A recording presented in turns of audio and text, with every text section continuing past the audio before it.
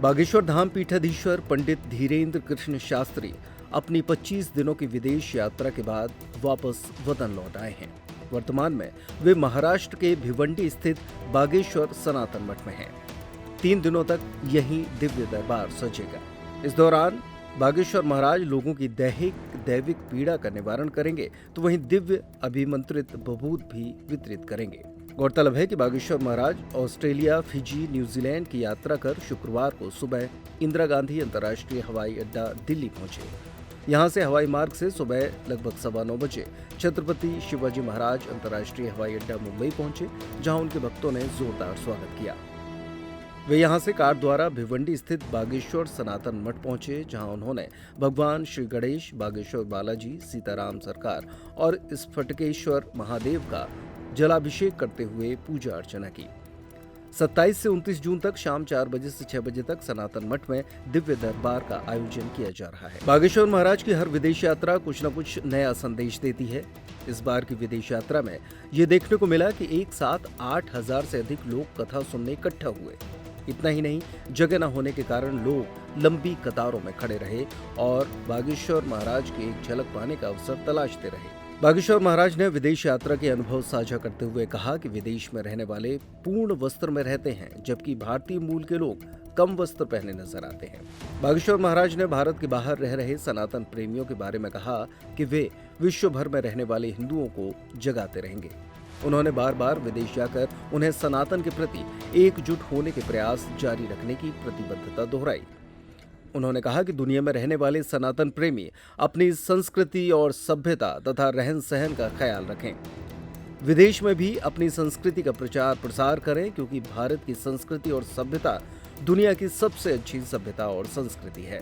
New Zealand के Queenstown को दुनिया का सबसे अंतिम छोर माना जाता है। आज तक के इतिहास में पहली बार यहाँ बागेश्वर महाराज की कथा हुई है। यहाँ बड़ी संख्या में सनातन प्रेमी एकजुट हुए और कथा का आनंद लिया। न्यूजीलैंड की कथा में कार्यवाहक प्रधानमंत्री ने बागेश्वर महाराज का आशीर्वाद लिया। वहीं फिजी के 2 उप प्रधानमंत्री और राजनीतिक दलों के प्रमुखों ने कथा में हिस्सा लेकर उनका आशीर्वाद लिया। इतना ही नहीं, स्थानीय समाचार पत्रों के माध्यम से बागेश्वर महाराज के प्रवचन की जानकारी मिलने पर न्यूजीलैंड के विश्वविद्यालय की एक 4 सदस्यीय टीम ने इस पर शोध करने का निर्णय भी लिया।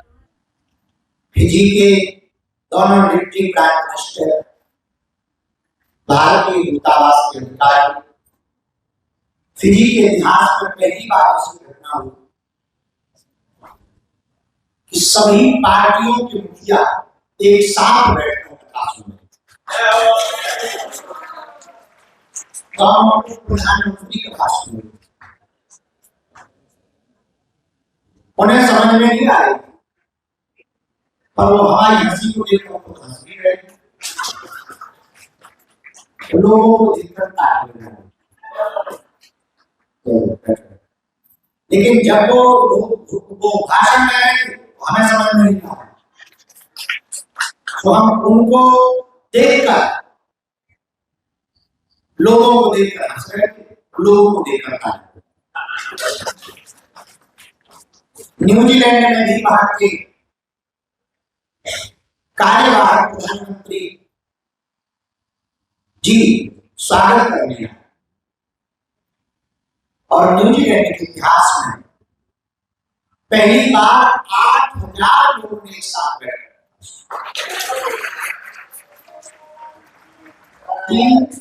3,000 लोगों के बैठने का तो हल था, उतने ही डबल विदेशी धरती पर लाइन लगा के टिम्बर खड़े।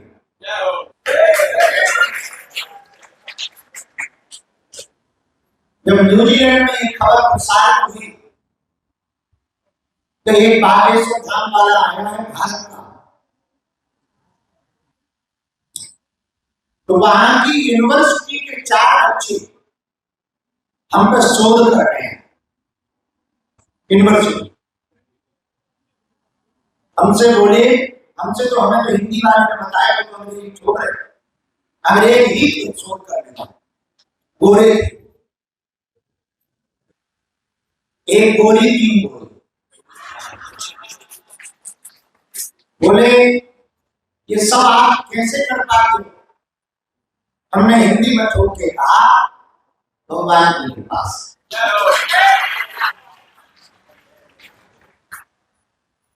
मन में था कि हम कितनी गति पहुंच जाएं, और अंत तो रखा 3 दिन तक भिवंडी के बालाजी के इस प्रांगण में हमको रहने का सौभाग्य मिला।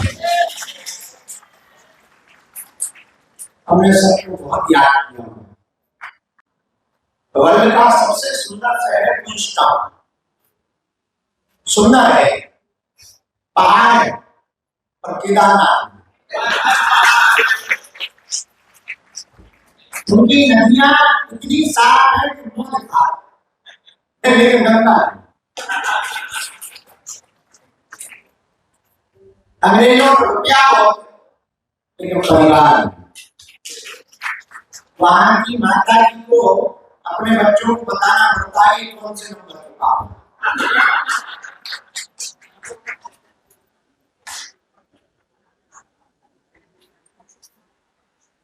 लेकिन ठीक है, वो आए भगवान की कृपा से, हनुमान जी की दया थी। वहां भी भारतीय परंपरा को मानने वाले लोग रहते हैं।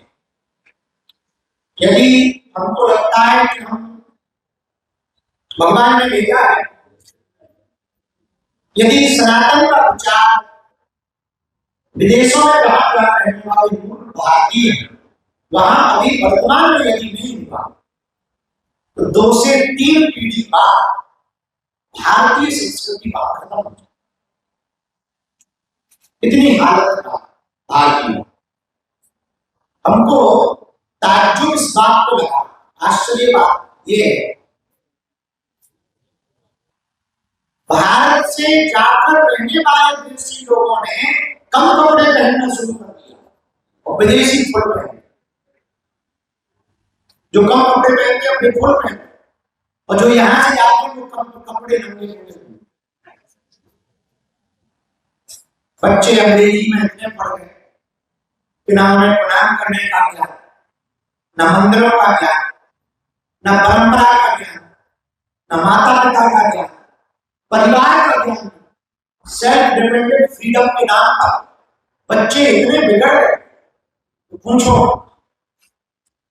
इस बार ज्यादा लंबे गए तो थोड़ा बुरा तो लगा, पर हमारी कोशिश है हम भारत के बाहर रहने वाले हिंदुओं को, पूरे वर्ल्ड में जहां तक हिंदू है, उनको जगाने के लिए बार-बार चाहते हैं। ऐसे ऑफर्स जो न पहले कभी सुने होंगे और न देखे होंगे। भैया छतरपुर के रावत स्टोर्स ने मचा दिया है धमाका। पुराने गैस चूल्हे, मिक्सर, इंडक्शन, कुकर, तवा ले आएं और प्रेस्टीज, सुजाता, सूर्या, हॉकिंस, गरुणा, बजाज जैसी ब्रांडेड कंपनियों के नए आइटम ले जाएं।